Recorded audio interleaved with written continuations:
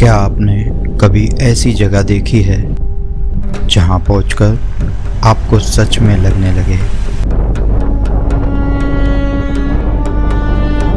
कि शायद अब आप धरती पर नहीं हैं। हिंदुस्तान में एक ऐसी दुनिया छुपी हुई है जहां हर कुछ किलोमीटर के बाद पूरा लैंडस्केप बदल जाता है। पहले बर्फ से ढके हरे भरे पहाड़, फिर गहरी घाटियां, फिर हजारों फीट ऊंची चट्टानें और फिर एक ऐसी धरती जो बिल्कुल मार्स जैसी दिखती है।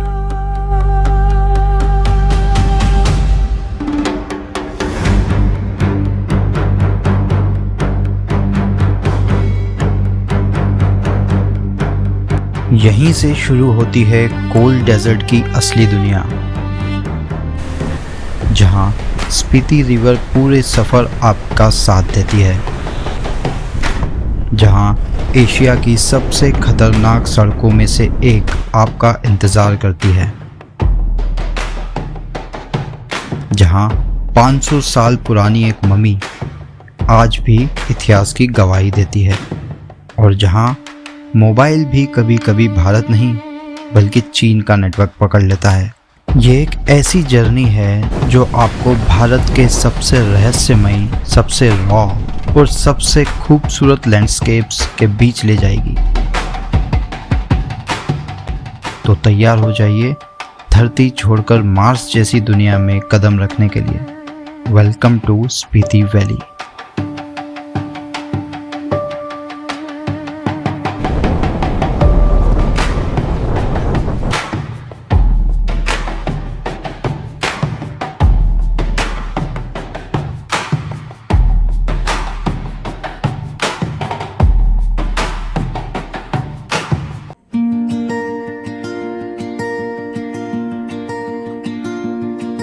अगर किसी होटल की बालकनी से हिमालय का इतना शानदार व्यू मिल जाए तो अलार्म की किसे जरूरत पड़ती है।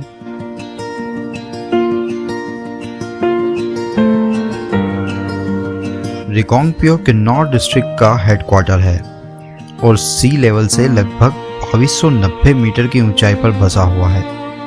यहीं से सिर्फ कुछ ही किलोमीटर दूर है कल्पा, जहां से किन्नर कैलाश अपने सबसे खूबसूरत रूप में नजर आते हैं।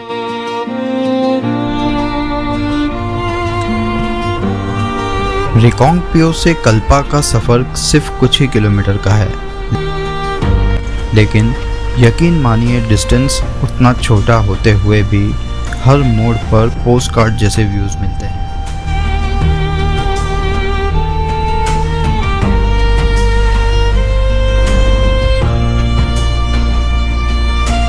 आज का कल्पा ब्रिटिश टाइम में चीनी के नाम से जाना जाता था। ये पुराने हिंदुस्तान तिब्बत ट्रेड रूट का एक इम्पॉर्टेंट स्टॉप हुआ करता था।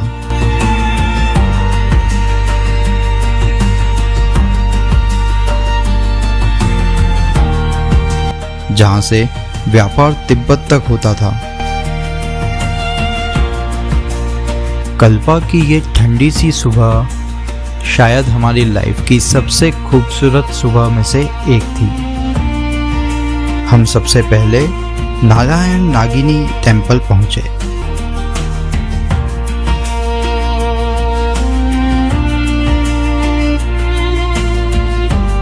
लेकिन शायद भगवान ने आज हमारे लिए कुछ और ही प्लान कर रखा था। मंदिर बंद था।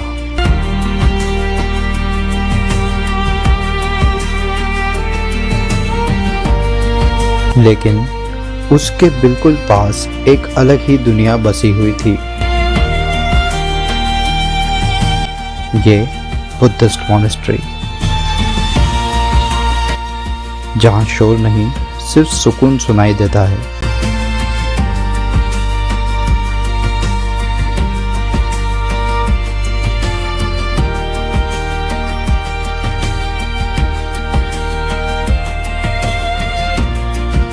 बुद्धिज्म में माना जाता है कि प्रेयर व्हील को एक बार घुमाने पर आपकी हर एक प्रार्थना काउंट की जाती है।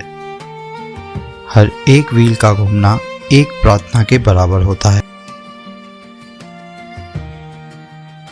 भाई किस तरफ है किन्नौर कैलाश? वो उधर जाएंगे तब लेना। अच्छा अच्छा अच्छा। और फिर हम पहुंचे कल्पा के सबसे आइकॉनिक व्यू पॉइंट पर। यही वो जगह है जिसकी फोटो आपने शायद इंटरनेट पर 1000 बार देखी होगी,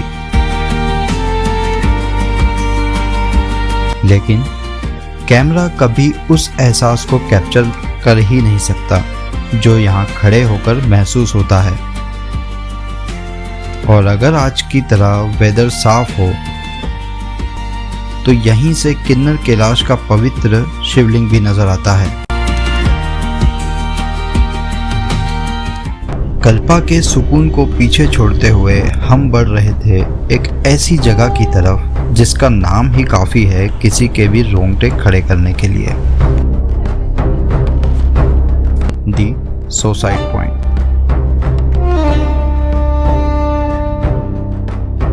वैसे तो हिमाचल में कई जगहों को सुसाइड पॉइंट कहा जाता है,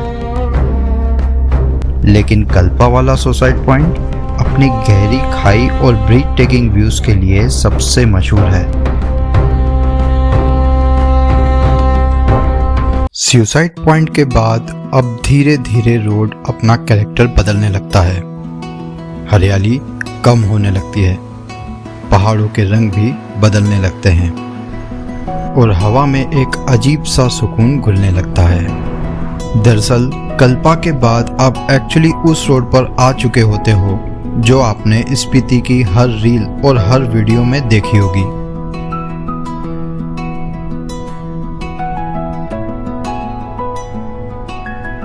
और हिमालय की ऐसी संरचनाएं आपको स्पीति के अलावा शायद कहीं और देखने को नहीं मिलेगी, लद्दाख में भी नहीं। शायद इसीलिए स्पीति सबसे अलग है। इसी रूट को हिंदुस्तान तिब्बत हाईवे यानी नेशनल हाईवे 5 का हिस्सा माना जाता है।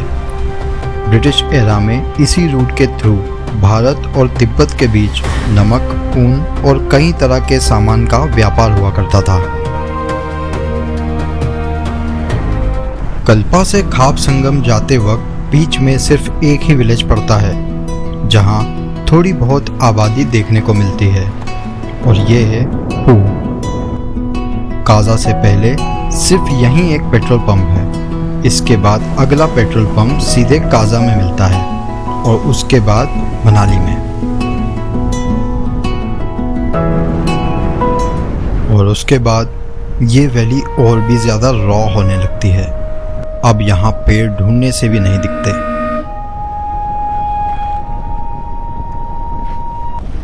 क्योंकि खाप संगम ही वो पॉइंट है जहां से स्पीति वैली का एक्चुअल फील शुरू होता है।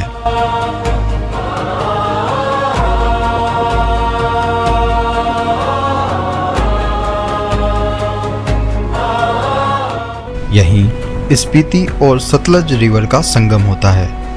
ये सिर्फ दो नदियों का मिलन नहीं है, ये दो अलग अलग दुनियाओं का मिलन है। एक तरफ है सतलज रिवर जो तिब्बत के राक्षस ताल के पास से निकलकर भारत में शिपकीला के रास्ते प्रवेश करती है, और दूसरी तरफ है स्पीति रिवर जो कुंजुम ग्लेशियर और ट्रांस हिमालयन रीजन से अपनी यात्रा शुरू करती है, और यहीं खाब में ये दोनों एक दूसरे से मिल जाती है।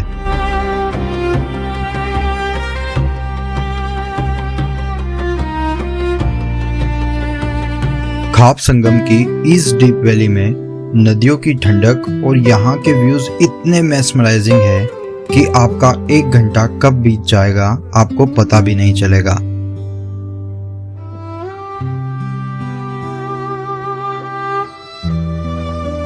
और स्पेशली नदी के किनारे बना ये कैफे,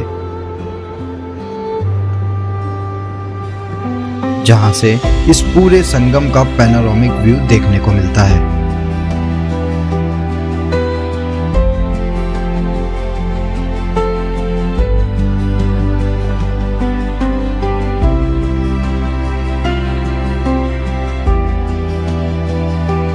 और इसके बाद पूरे रास्ते ये स्पीति रिवर इस पूरी वैली और पूरे सफर में हमारे साथ चलती रहती है।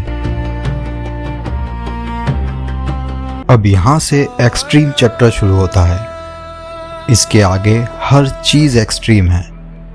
एक्सट्रीम एल्टीट्यूड, एक्सट्रीम कोल्ड और एक्सट्रीम व्यूज भी। higher than the sky. Spitty.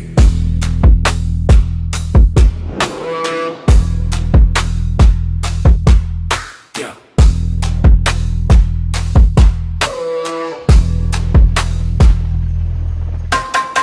No signal, just mountains on my side. और इसकी शुरुआत होती है खाब लूप्स से। Ride. Every turn got a story, every cliff got a name. No shortcuts here, you earn your frame. Cold wind talking, engine keeps the beat. Heart says go, never hit retreat.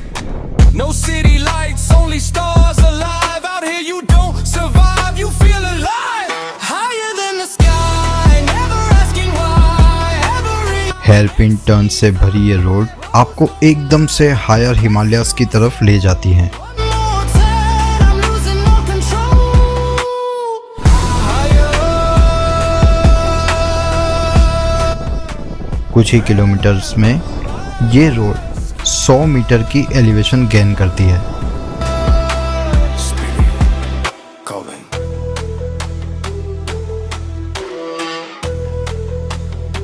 ये loops किसी giant snake की तरह पहाड़ों से लिपटे हुए नजर आते हैं। Dust in the air, fire in my veins. No fear left, only mountain lanes. Slow drone flying, river down below. This ain't a journey, it's a different flow.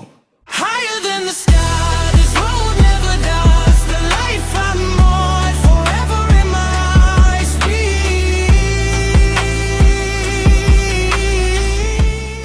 और फिर हम पहुंचते हैं वहां जहां इस रेगिस्तान में भी वर्टिकल खेतों का नज़ारा दिखाई देने लगता है।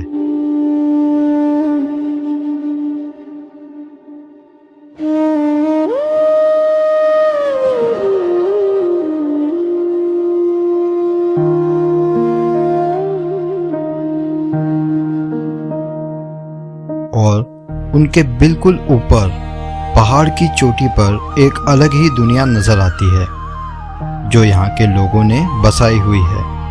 लगभग 11,000 फीट की ऊंचाई पर बसा नाको विलेज स्पीति रूट के सबसे खूबसूरत और सबसे शांत विलेजेस में से एक माना जाता है।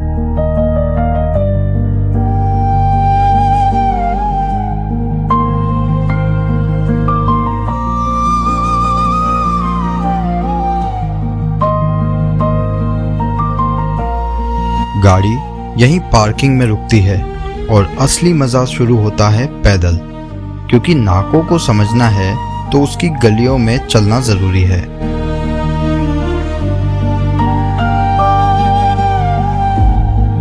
आज भी यहाँ के मिट्टी के घर पुरानी बुद्धिस्ट कल्चर को जिंदा रखे हुए हैं।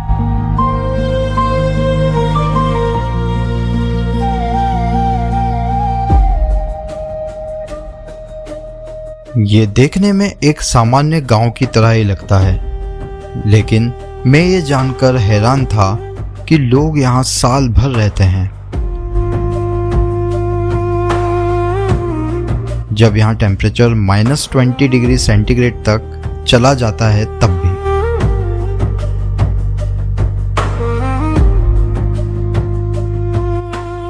शायद इसीलिए यहाँ पत्थर और मिट्टी से बने ये घर होते हैं।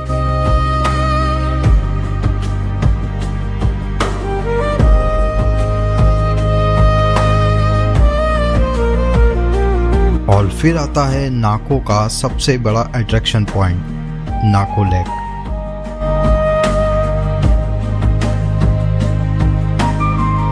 ये लेक हर सीजन के हिसाब से अपना कलर बदलती रहती है।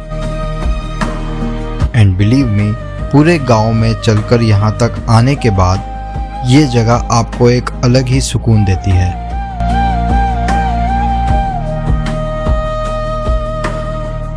और अब वक्त था एक ऐसे रूट से गुजरने का जिसका डर हर स्पीति रूट को ट्रेवल करने वाले के दिमाग में रहता है।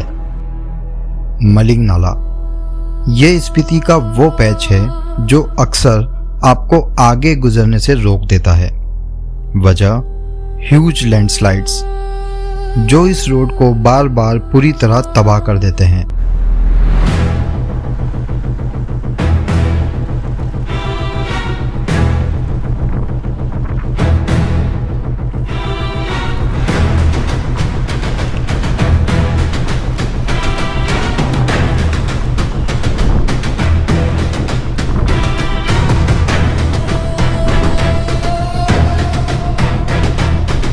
घंटों तक बीआरओ इसे दोबारा खोलने और ठीक करने में लगी रहती है।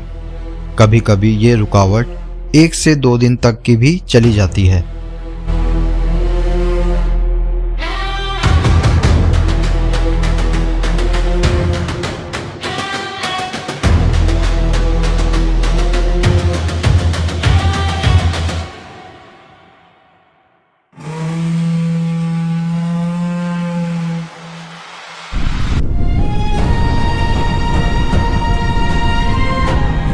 और अब वो प्लेस जिसे आपने इस वीडियो के थंबनेल में देखा है, और यकीन मानिए ऐसी ही और भी जगहें आपको हमारे आने वाले व्लॉग्स में देखने को मिलेगी।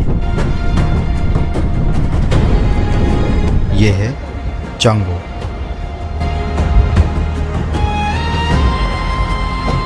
जो दिखने में बिल्कुल मार्स की जमीन जैसा लगता है।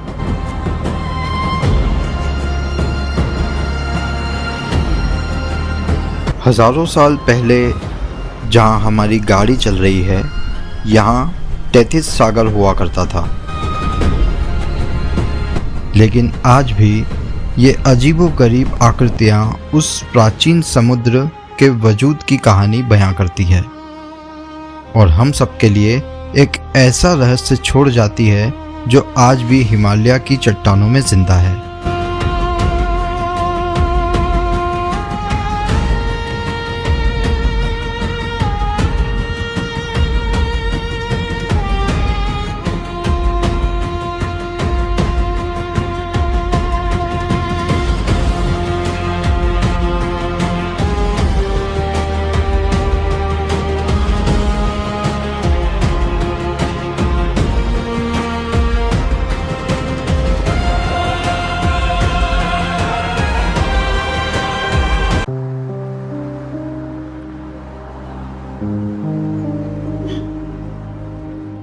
स्पीति में ऐसे कई और दुर्लभ स्थान हैं जो ना आपने कभी देखे और ना ही सुने होंगे।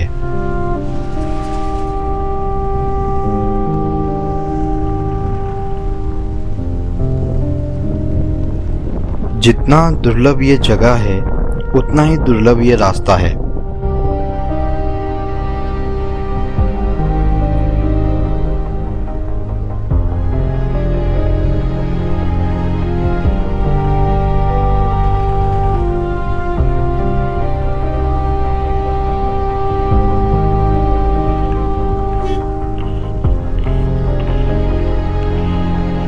और इस रास्ते की एक और इंटरेस्टिंग बात यह है कि यहाँ से चाइना बॉर्डर काफ़ी पास है, इसीलिए कई बार Indian mobile phones Chinese telecom network को भी डायरेक्ट कर लेते हैं।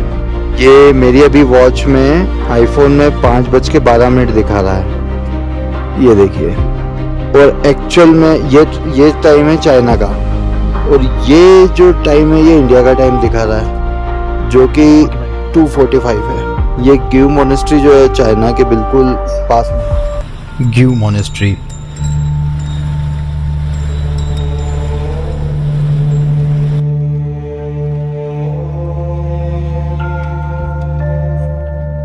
ये एक ऐसी मोनेस्ट्री है जहां एक ऐसा राज छुपा है जिसने साइंटिस्ट को भी हैरान कर दिया।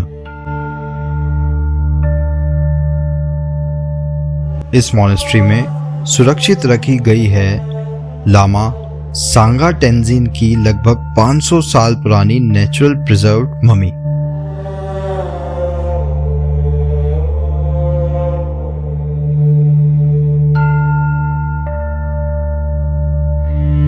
कहा जाता है कि उन्होंने गांव को एक भयानक प्लेग और बिच्छुओं के हमले से बचने के लिए मेडिटेशन करते करते अपने शरीर को त्यागा था। उनकी बॉडी नेचुरली ममीफाई हो गई और 1975 के अर्थक्वेक के बाद यह अचानक से सामने आई। सबसे हैरानी की बात यह है कि इस मम्मी पर किसी भी तरह का कोई केमिकल प्रिजर्वेशन नहीं किया गया, यानी 500 साल बाद भी ये हिमालयन क्लाइमेट और यहाँ के अनुकूल वातावरण की वजह से नेचुरली प्रिजर्व रही। की मॉनेस्ट्री अपने आप में इतनी भव्य है कि उसकी असली खूबसूरती का एहसास आपको वहां पहुंचकर ही होगा।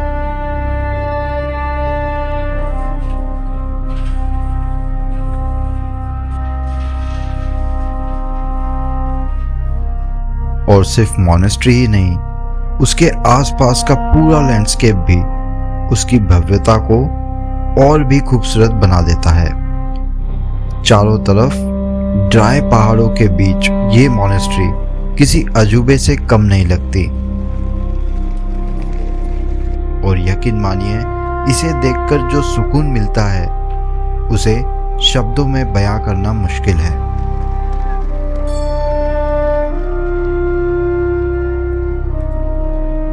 विश करो आपकी।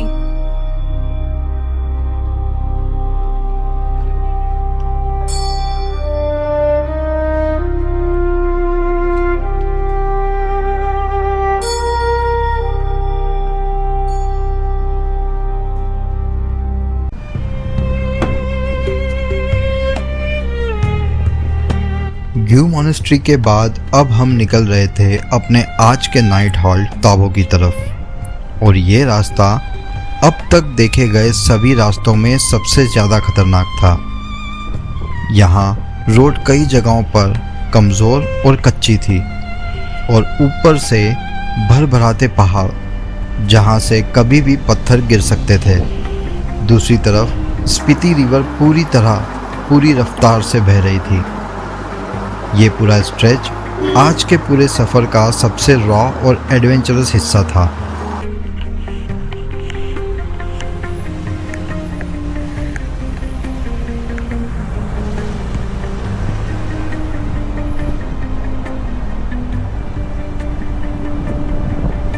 और इसी बीच हमने एक व्यू पॉइंट देखा जो मेन रोड से लगभग 500 मीटर अंदर और काफ़ी ऊंचाई पर बना हुआ था।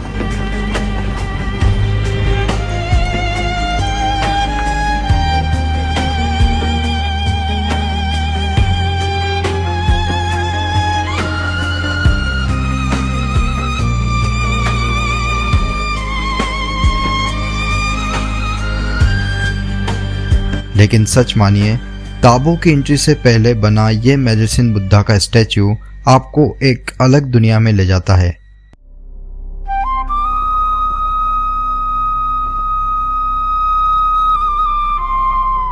यहाँ पर आना पूरी तरह वर्थ इट होता है।